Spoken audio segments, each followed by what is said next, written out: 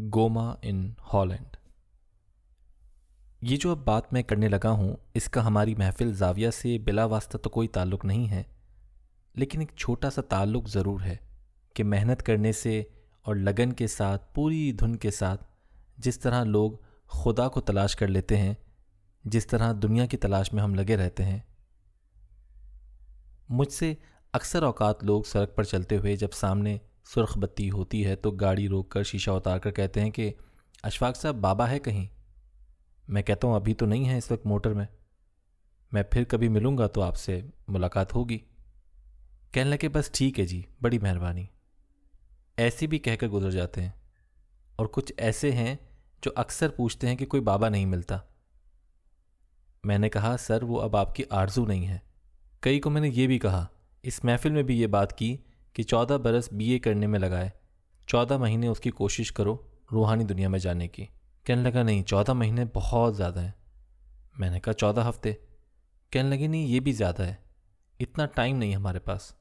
मैंने कहा कि अगर कोई है बाबा तो मैं आपकी खिदमत में पेश नहीं करूँगा, इसलिए उसे जज करने के लिए, जलील ख्वार करने के लिए उसका एड्रेस पूछ रहे हैं, क्योंकि आखिर में आपने ये कहना है कि मिले थे वो कुछ भी नहीं है, उसने तो कोई कबूतर निकाल कर दिखाया ही नहीं। अक्सर यही आरजू होती है ना आदमी की, हमने पास करने के लिए कहा था वो तो किया नहीं, डब्बा पीर जो था। अक्सर जो जाली किस्म के पीर होते हैं वो इसी तरह बनते हैं कि अपनी ज़िंदगी तो बेचारे शुरू करते हैं अल्लाह की तलाश में, लेकिन हम लोग जो उनकी खिदमत में हाजिर होने वाले होते हैं वो ऐसे होते हैं कि इनको जाकर मजबूर करते हैं कि आहिस्ता आहिस्ता कि वो डब्बा पीर बने और हमारी ख्वाहिशात को पूरा करें। अभी तक कोई बंदा ऐसा नहीं गया उनके पास जो कहे कि मुझे कुछ रूह की तलाश है, अल्लाह की आरजू है, मैं दुनिया के बारे में कुछ नहीं जानना चाहता। चूंकि ऐसा सवाल नहीं होता इसलिए वे बेचारे अपना रूप भी और तरह का इख्तियार कर लेते हैं। तो मैं तमहीदन अर्ज़ कर रहा हूँ कि ये जो बात मैं करने वाला हूँ इसका ताल्लुक़ स्ट्रगल से ज़रूर है, कोशिश से और जिद्दोजहद से, लेकिन उसका बिला वास्ता तौर पर इससे ताल्लुक़ नहीं है। लेकिन आप सुनेंगे तो चूँकि आप हमारे ज़हीन नाज़रीन हैं, ख़ुद ब खुद इसके साथ जोड़ते चले जाएंगे। सन 49 की बात है, मैं यहाँ था तो हमारे दोस्तों का एक ग्रोह था जिसमें सबसे नुमायाँ हमारा दोस्त नुसरत दुरानी था, जो एक सप्लाई कंपनी का मालिक था, मिलिट्री को सामान लेकर देता था। अमीर आदमी था उस ज़माने में। उसकी बीवी बहुत मॉडर्न थी, हम उसको प्यार से नैनी कहते थे। नैनी उस्तानी किस्म की खातून थी और हर बात में हमको गाइड करती थी। आर्टिस्ट बहुत अच्छी थी और वो ये जो लैंडस्केप पेंटिंग होती है वाटर कलर की, बहुत माहिर थी। और वो अकेली लड़की थी सारे लाहौर में जो दुपट्टा नहीं लेती थी। सारे उसको हैरानी से देखते थे कि कमाल की बात है। उसके बाल कटे हुए थे जो उस ज़माने में नहीं होते थे। हम जब उसके साथ दोस्तों में बाहर निकलते थे तो सब उस नैनी को देखते थे। उसका एक बच्चा था बहुत शरीर, बड़ा ज़िद्दी, बड़ा जालिम, बूट से ठोकरे मारने वाला, बिल्कुल ना मानने वाला। तो उनके साथ, उस ख़ानदान के साथ हमारे बड़े ताल्लुकात रहे। हमारा एक दोस्त था बहुत अच्छा आर्टिस्ट, अब भी है, तो उनके स्टूडियो में हम इकट्ठे होते थे। कई दफ़ा हम अपनी धमा चौकड़ी लॉरेंस गार्डन, जिसको अब बागे जिना कहते हैं, उस पे मचाते थे। हम चलते रहे बहुत अच्छी तरह से, एक दूसरे के साथ बाहों में बाहें डालकर बड़े अच्छे अयाम हमारे गुजर रहे थे कि अचानक दुरानी और नैनी का झगड़ा हो गया। मियाँ बीवी का झगड़ा हो जाया करता है। वो इतनी शिद्दत इख्तियार कर गया कि इन्होंने अलहदगी की बात कर ली कि हम एक दूसरे के साथ नहीं रह सकते। बच्चे का मामला था, हम सब रोए पीटे। दुरानी सख्त आदमी था, उसने कहा नहीं मैंने नहीं रहना। मैंने कहा बच्चे का क्या करोगे? उसने कहा बच्चे की मर्जी है, माँ के पास रहना चाहे माँ के पास रहे, मेरे पास रहना चाहे तो मेरे पास रहे। तो नैनी को भी हमने समझाया, वो कहती थी कि नहीं अगर ये इतना ज़्यादा सख्त है तो मैं इससे भी ज़्यादा सख्त हूँ, मुझे कोई परवाह नहीं, मैं अपने फ़न में ताक़ हूँ। लो जी, देखते ही देखते हमारी नज़रों के सामने हमारी मौजूदगी में कागज़ लिखे गए और वो तो कम रोए, हम ज़्यादा रोए और बड़ा दुख हुआ। तलाक हो गई, बच्चा माँ के साथ चला गया, वैसा ही ज़िद्दी, वैसा रोता बसोरता ठुड्डे मारता हुआ। तो दुरानी से मिला, वो मुंतकिल हो गया था GHQ रावलपिंडी में, वहीं उसका दफ्तर था, अच्छा खासा बड़ा दफ्तर। मैंने उससे कहा कि अब तुम्हें शादी कर लेनी चाहिए। कहने लगा नहीं दफ़ा करो, ये तो पेशा ही ऐसा नहीं है कि शादी करो, मैं शादी करूँगा ही नहीं सारी उम्र। میں نے کہا نہیں نہیں تمہیں کرنی چاہیے، تو نہیں مانا۔ سارے دوستوں نے بھی زور دیا مگر نہیں مانا۔ وہ کہتا تھا میں اکیلا بڑا خوش ہوں، یہ میری کوٹھی ہے اور اتنی بڑی کوٹھی 12-14 کنال کی اور چھاؤنی کا علاقہ ہے، خوش و خرم ہم رہتے ہیں۔ مائی آتی ہے اماں زین کپڑے دھونے کے لیے، اس کے ساتھ 2 بیٹیاں تھیں، ایک دارو تھی، ایک کا گوما نام تھا۔ وہ کپڑے بھی دھو جاتی ہیں، کھانا بھی پکا جاتی ہیں، جھاڑو وارو بھی کر جاتی ہیں۔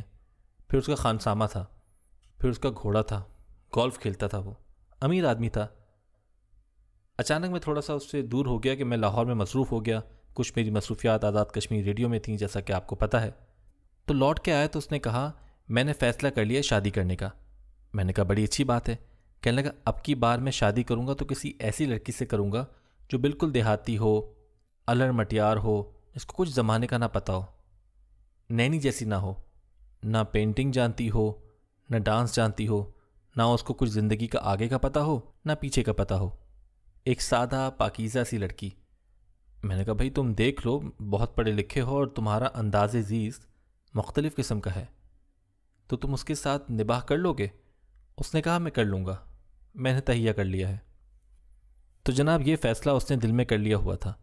میں نے دوستوں کو اطلاع بھی دی، بتا بھی دیا، تو انہوں نے کہا یہ بکواس کرتا ہے، یہ ہو نہیں سکتا، یہ کس طرح سے کرے گا، یہ تو بہت ماڈرن قسم کا آدمی ہے۔ میں لوٹ کے آیا کراچی سے، ہمارا وہاں ایک سیمینار تھا کوئی 1 مہینے کا، مجھے اس نے ڈھونڈا۔ گاڑی اس کے پاس لینڈ روور تھی، بغیر چھت کے، بٹن دباتے تو چھت کھل جاتی تھی۔ وہ آیا اور کہنے لگا میٹ جو بھابھی۔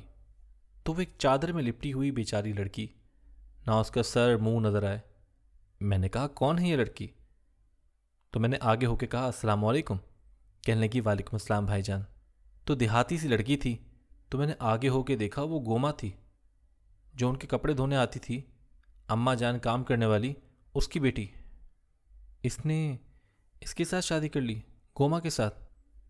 میں نے سر پر ہاتھ پھیرا، میں نے کہا یہ گوما بیچاری جھاڑو دیتی ہے، کچھ نہیں پتہ اس کو۔ اس نے کہا میں بڑا خوش ہوں اس کے ساتھ اور بہت اچھی زندگی بسر ہو رہی ہے، مجھے وہ نخرے والی نہیں چاہیے۔ اچھا بھائی اب کیا کر سکتے تھے؟ خواتین و حضرات، پورے 1 سال کے بعد 31 دسمبر کی رات تھی۔ اگلے دن صبح نیو ایئر تھا۔ چھاؤنی میں وہ تھا، چکلالہ میں، بہت لمبا چوڑا انتظام جیسے ہوتا ہے۔ تو اس نے کہا شام کو باغ میں چلیں گے۔ میں نے کہا ٹھیک ہے چلیں گے۔ کھانے کا مجھے جب سے شوق تھا، میرے جسم سے بھی ظاہر ہے۔ بڑی اچھی میز تھی، وہاں گئے۔ وہاں غیر ملکی لوگ بھی موجود تھے اور سفارت خانے کے لوگ، ملٹری کے ایکسپرٹ جو باہر سے آئے تھے وہ بھی تھے۔ تو جب وہاں گئے تو مجھے اس نے کہا تم آ جانا، میری سیٹیں بک ہیں۔ میں وہاں بیٹھ گیا تو یہ تھا نہیں، دور سے آتا دکھائی دیا۔ اس کے ساتھ بڑی خوبصورت لڑکی اور چھوٹی سی اس کی کمر، پیلے رنگ کا اس نے سویٹر پہنا ہوا، اونچی ایڑی کی گرگابی، اس کے بال کٹے ہوئے تھے۔ وہ چلی آ رہی تھی اس کے ساتھ۔ میں نے کہا دیکھو میں نے اس کو منع کیا تھا، اب دیکھو کوئی اور لے آیا۔ وہ قریب آئی تو گوما تھی۔ کہنے لگی بھاجی، میں نے اسے دیکھا اور اٹھ کے کھڑا ہو گیا۔ تو کہنے لگی آپ کیسے ہیں؟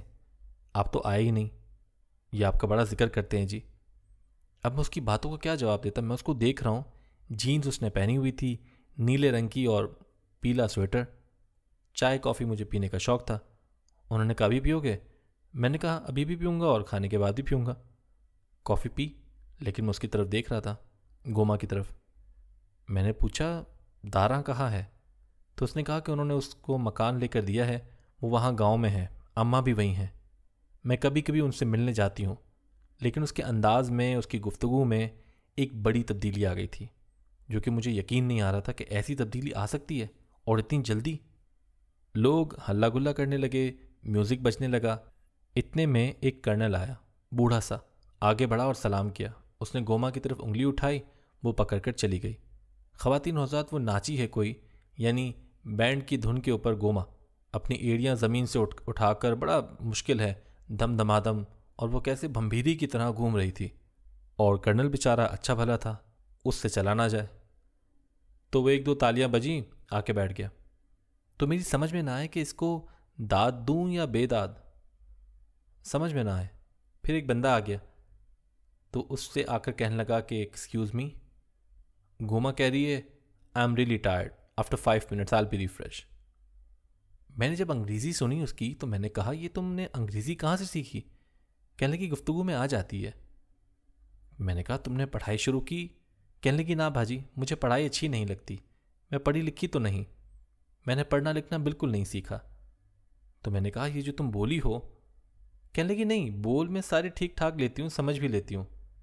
میں نے کہا یہ راز کیا ہے؟ کہنے لگی جی زبان کے جاننے کا راز اس کے بولنے میں ہے۔ اچھا لکھنے والا جو ہے نا، اس کی اتنی قدر و منزلت نہیں ہوتی جتنا اچھا بولنے والے کی ہوتی ہے، کیونکہ کانوینٹ کے پڑھے بچے بچیاں ہیں جو ان کو انگریزی سکھائی جاتی ہے، وہ بولنے والی ہے۔ فیض صاحب جو تپڑ اسکول کے پڑھے لکھے تھے، ایڈیٹوریل وہی لکھ سکتے تھے، وہ یہ راز پا گئی تھی۔ اس نے کہا بولنے کا کمال ہونا چاہیے۔ آپ نے دیکھا ہوگا کہ سیاستدان اکثر کہتے ہیں یہ تو بولتا نہیں ہے، فلاں آدمی کمال کا بولتا ہے جی، اس کے کیا کہنے ہیں جی، تعریف ہوتی ہے اس کی۔ تو وہ چونکہ یہ راز پا گئی تھی، اس نے بولنے پر توجہ دی اور کھٹا کھٹ بولنے لگی۔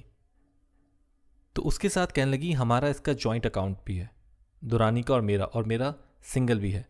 تو میں نے کہا تم اسے آپریٹ کیسے کرتی ہو؟ کہنے لگی میں گوما لکھتی ہوں، گوما لکھنا سیکھ لیا ہے، دستخط تو کر لیتی ہوں، اور میں نے ہند سے بھی سیکھ لی ہیں 1 سے 100 تک، بڑے اچھے، لیکن یہ کوئی ایسی بات نہیں، یہ کوڑا صاف کرنے سے بہت آسان بات ہے، میں تھک جاتی تھی، اور وہ کپڑے دھونے سے یہ پڑھنا لکھنا تو بڑی کمال کی چیز ہے، اس میں بندے کو بغیر کچھ کیے عزت مل جاتی ہے۔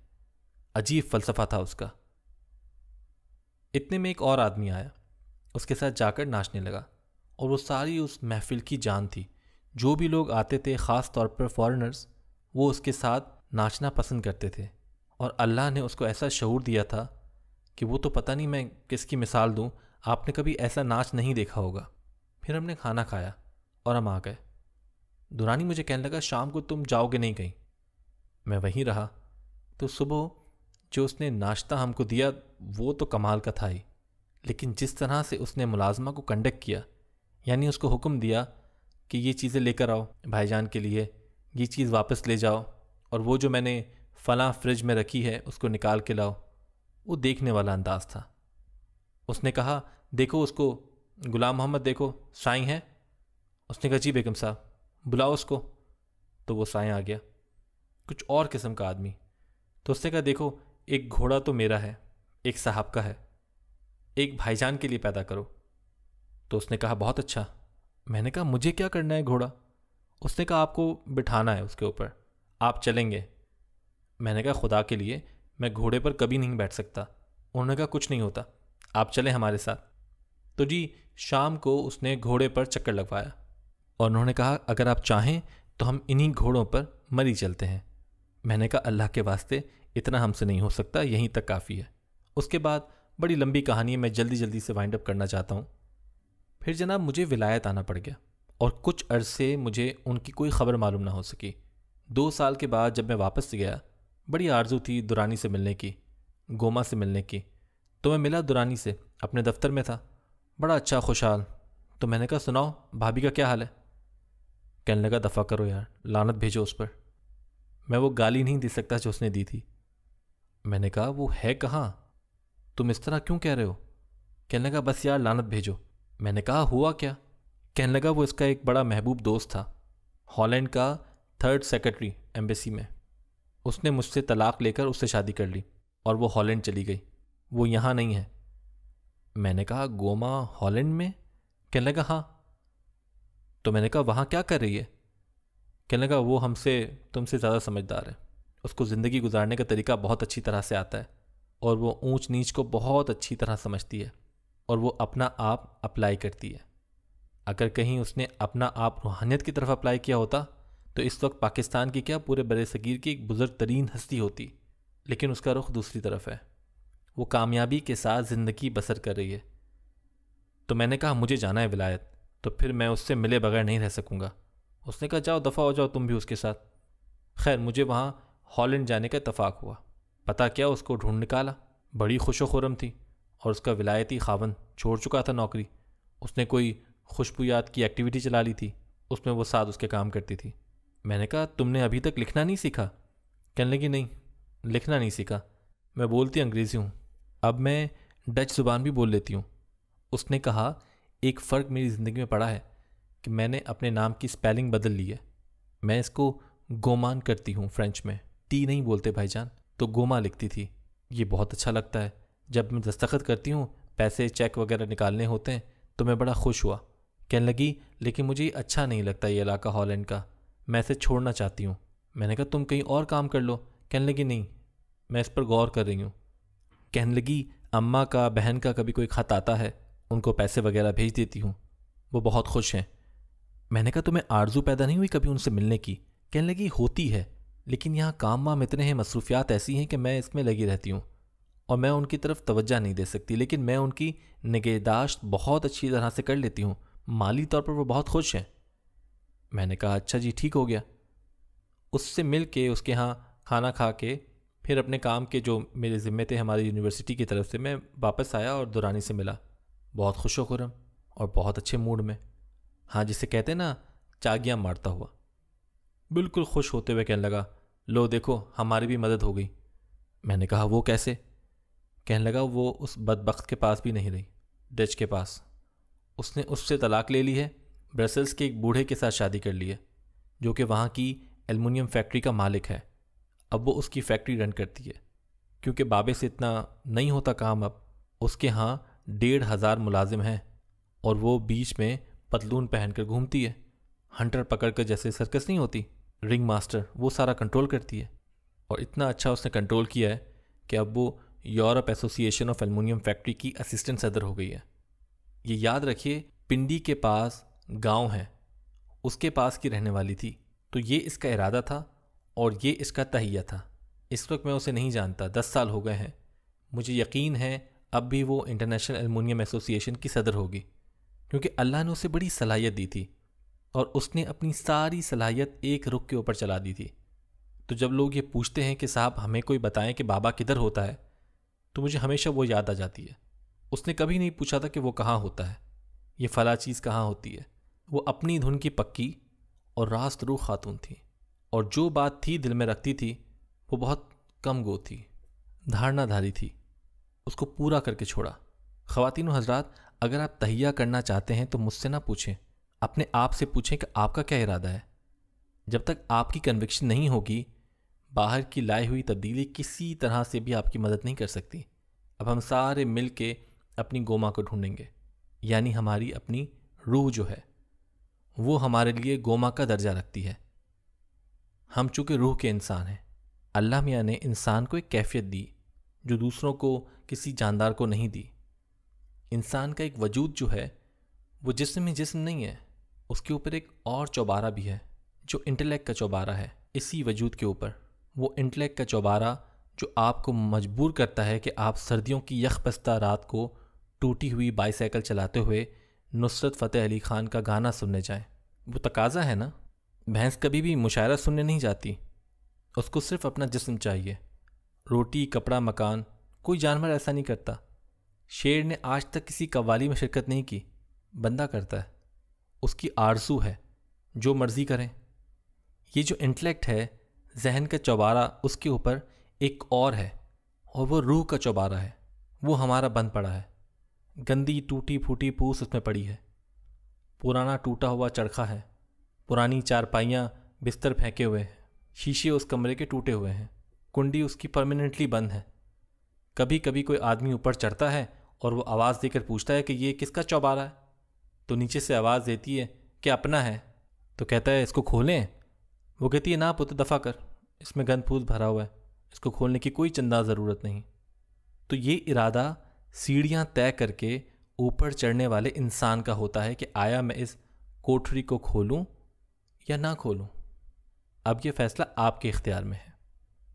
اللہ آپ کو آسانیاں عطا فرمائے اور آسانیاں تقسیم کرنے کا شرف عطا فرمائے۔